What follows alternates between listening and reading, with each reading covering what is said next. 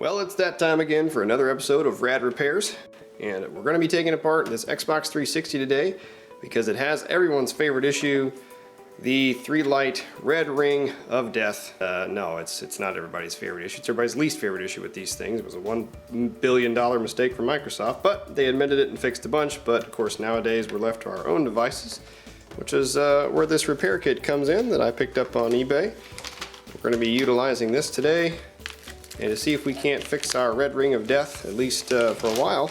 So let's get to it. First thing we got to do is take this bad boy apart. So there's a lot of videos on how to take an Xbox 360 apart, so I won't bore you with that.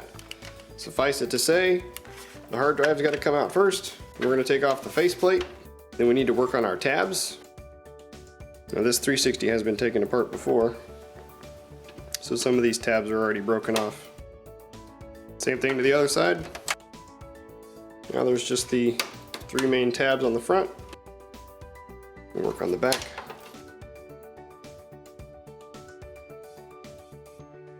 With 6 long screws, 1, 2, 3, 4, 5, 6, T10. Eject button out. The top just comes right off. Your CD drive out. And cover will just slide right out. Then we just take out the fan. The power connector has a little tab on it. Alright, now that we've got everything out, it's time to get the motherboard separated from the housing.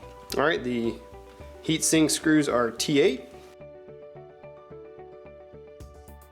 And the rest of the motherboard screws are T10. Once you get all the screws removed, we need to also take off the front part where the power button is. You just use a spudger to get under here. Release the clips and use that same T8. Take off the 3 screws. Just pull it straight out. Now our board should come free. Alright, let's use a small flathead screwdriver here and we'll see if we can't get these X clamps off.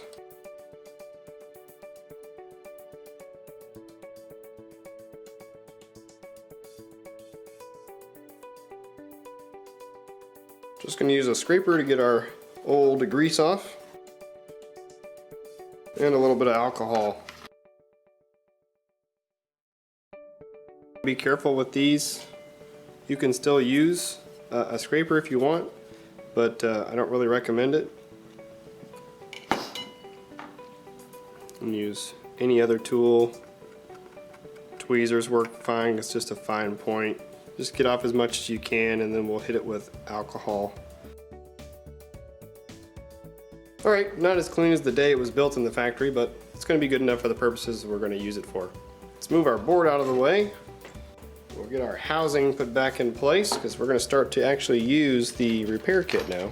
So as you can tell, the old bolts that go through the bottom of the case and the new bolts are not exactly the same size.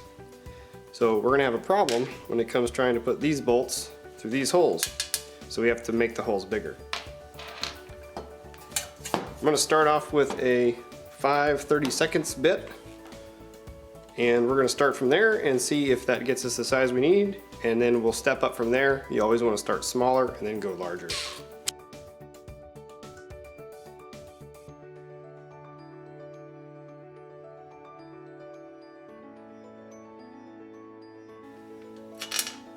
Yep, that's going to do just fine. And now to do the rest of the holes. Awesome. Alright, let's get cleaned up. Alright, now it's time to get our bolts back in. We're going to put them in just like this because we're going to end up putting a little bit of tape to hold them down, so that when we get done putting everything back inside the casing and flip it over, the screws don't fall out.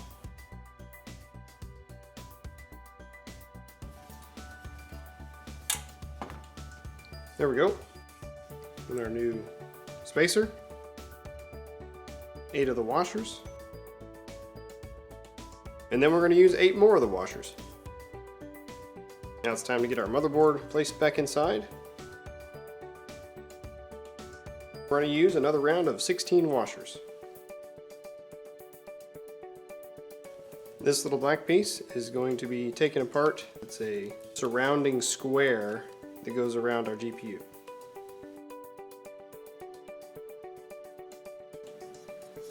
Alright, then we need to get the old pegs out of here so we can screw in our new bolts, which are the same size as the actual holes here.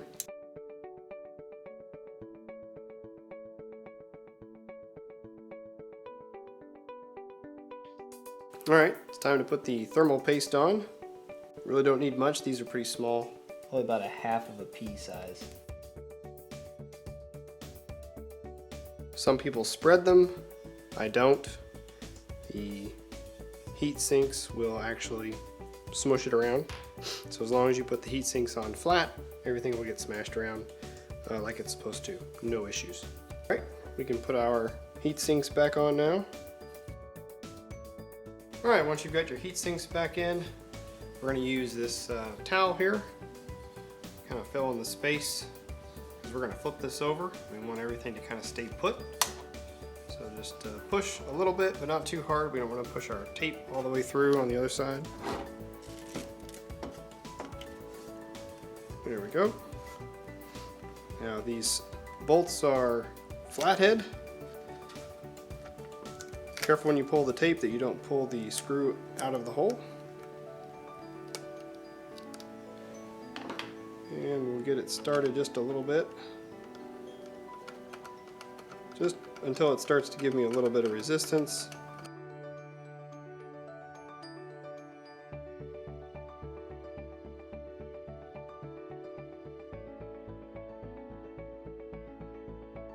Now we need to talk about how tight to screw it. Now, unfortunately, there weren't directions that came with this kit, and all the eBay auction had to say was don't over tighten it, just be careful. That is not exactly a scientific approach and not normally how I like to operate when it comes to how I do my repairs, but it basically says that you want to evenly screw them in as best you can. So fair enough, we're going to do it by feeling, and we're just going to start one by one until we feel like each screw turns just about the same, and we're going to give each one about a full turn until we start to really feel like we have to work at it. You really want to avoid cranking it down as hard as you can.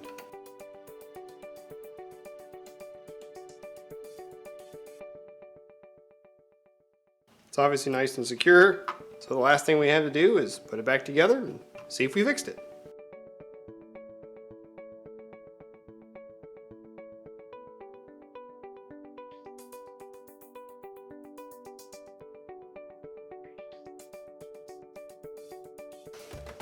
Alright, we're all back together.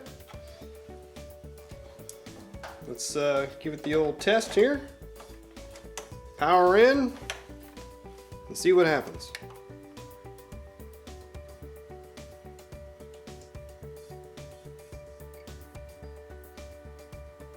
Alright, I think we're good. That is excellent.